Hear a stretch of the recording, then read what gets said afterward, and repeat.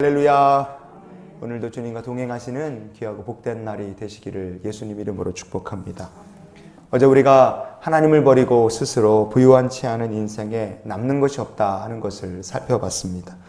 하나님의 주권을 인정하는 사람, 청지기 정신으로 사는 사람에게는 복이 임합니다. 그래서 오늘도 우리가 하나님 앞에서 심령이 가난한 자가 되고 하나님 나라의 청지기로서 사명을 잊지 않고 사는 우리 모두가 될 수 있기를 원합니다.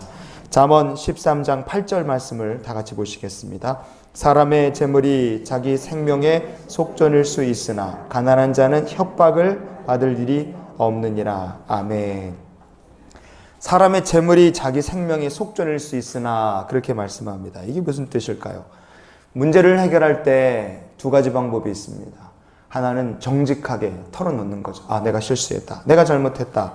자신의 잘못을 인정하고 배상을 하거나 사과를 하는 겁니다. 그 과정에서 손해볼 것도 많고 망신당할 일도 있겠죠. 그러나 문제를 해결할 때 최고의 방법은 정직하게 자기 자신의 잘못을 인정하는 겁니다. 근데 다른 방법이 있어요. 속이고 은폐하고 덮는 겁니다. 그냥 속이고 은폐하고 덮는데 뇌물로 입막음을 하는 거죠. 이게 공산당이 좋아하는 방식 같아요. 중국의 후베이 성이라는 곳이 있습니다. 우리말로 호북성이라고 하죠. 이 후베이 성에 조폭형으로 광산 산업을 한 한룽그룹이라는 회사가 있었어요. 이 한룽그룹의 회장이었던 류한이라는 사람인데 이 사람이 그냥 회사를 그냥 깡패두먹이에요. 깡패두먹인데 광산에 채굴 거는 중국은 이제 공산당이 다 갖고 있으니까 뇌물을 줘서 공산당한테 간부한테 뇌물을 줘서 광산에 채굴권, 석탄이든 철광석이든 퍼낼 수 있는 이제 채굴권을 이게 다 이제 사들이는 겁니다. 근데 한 사람에게만 다 주지 않을 거 아니에요. 그러니까 뇌물을 줘서 다 뺏고 얻고 경쟁업자가 있으면 협박을 하는 겁니다. 너 죽을래? 아니면 이 돈 받고 꺼질래? 이런 식으로 해갖고 사람들을 한 사람. 그러다 이제 끝까지 말 안 듣는 경쟁자가 있으면 유인해서 사람을 죽여서 없애는 거예요. 그렇게 해서 사업의 경쟁자 8명을 없앴어요. 8명이나 사람을 죽였습니다. 나중에 어떻게 됐을까요? 사람을 한두 사람 죽이는 것, 그 사람이 가지고 있는 재산이 7조 원이었는데 그 큰 돈으로 입막음하는 겁니다. 사람이 없어져도 이거를 입막음하는데 한 사람 8명까지 죽이고 나중에 소문이 자자해 주는 거예요. 저 사람 많이 죽였다. 나중에는요, 뇌물로 덮을 수 없는 수준까지 이게 죄가 커졌어요.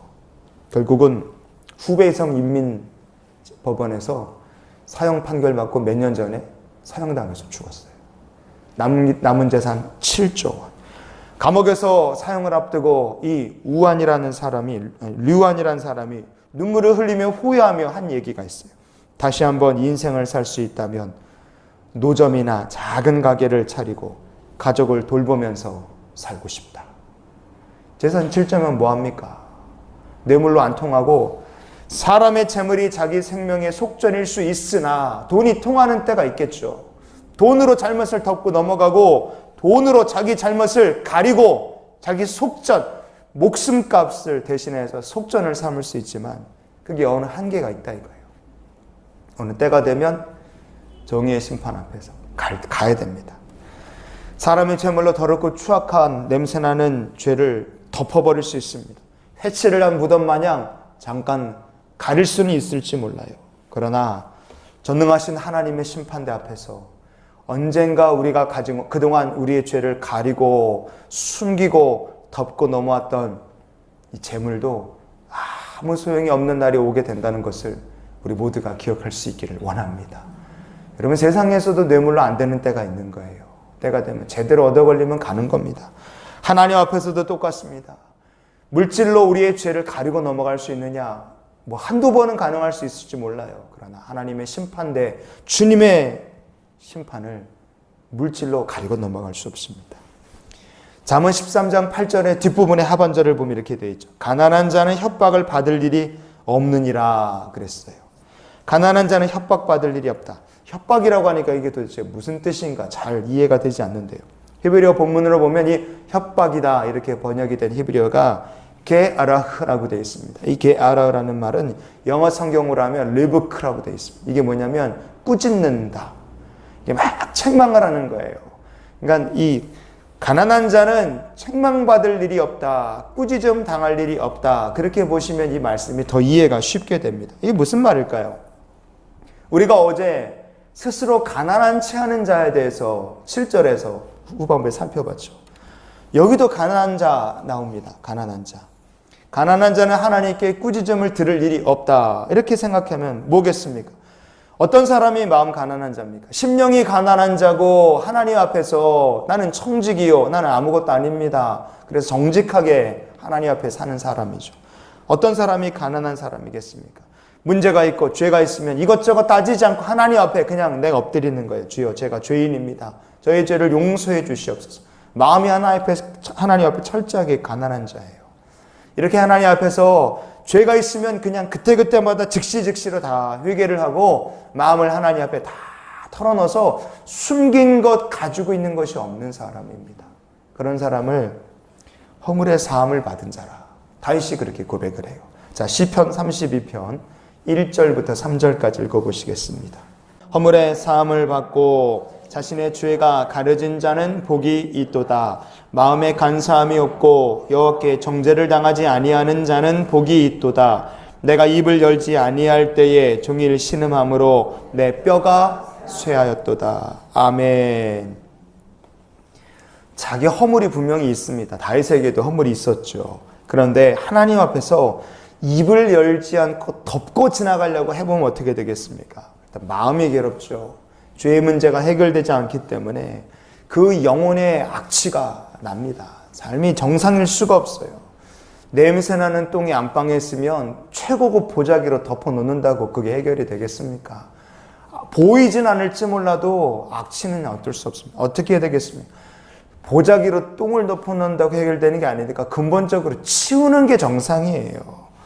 우리 안에 죄의 문제가 있으면 간사한 마음 없이 하나님 앞에 그냥 회개하면 되는 겁니다. 여러분 오늘 아침 기도하실 때 혹시 하나님과 여러분 사이에 그냥 최고급 보자기로 덮어놓은 문제가 있는 것 같다 그러시면 오늘 그거 다 치우시는 시간이 되시기를 바랍니다. 회개한 자는 하나님께 정죄당하지 않습니다. 여러분 주 예수 그리스도 안에 더 이상 정죄함이 없어요. 회개한 자에게는 정죄함이 없습니다. 죄값에 대해서 우리가 벌을 받을 수는 있을지 몰라요. 그러나 정죄함은 없습니다. 하나님과의 관계에서 늘 심령이 가난한 자가 되어야 되는 거예요. 회개해서 허물의 사함을 받는 우리 모두가 될 수 있기를 원합니다. 하나님께서 그럼 어떻게 해주실까요? 직접 우리의 허물을 가려주십니다. 마지막으로 요한계시록 3장 17절을 읽어보시겠습니다. 내가 말하기를 나는 부자라 부요하여 부족한 것이 없다 하나 내 곤고한 것과 가난한 것과 눈먼 것과 벌거벗은 것을 알지 못하는도다. 아멘. 여기 라오디게아 교회를 향하신 주님의 책망이 있죠. 이 재물로 우리의 죄와 허물을 가릴 수 있으면 뭐 얼마든지 할 수 있으면 그렇게 해야 되죠. 근데 그게 안 됩니다. 부요하여서 부족한 것이 없다. 착각해서는 안 돼요. 재물은 우리 생명의 속전이 아닙니다. 재물이 하나님 앞에서 우리의 죄악을 씻어낼 방법이 아니에요. 회개만이 하나님 앞에 우리 생명의 속전이 된다는 것을 기억하시기를 바랍니다. 그래서 오늘 우리가 이렇게 기도했으면 좋겠어요. 하나님, 재물이 아니라 회개로 우리의 생명의 속전을 삼아서 하나님 앞에 더럽고 냄새났던 죄악들을 치우는 아침이 되게 해주시옵소서. 늘 주님 앞에서 거리낌 없이 회개하고 하나님께서 허물을 직접 가려주시는 인생이 되게 해주시옵소서.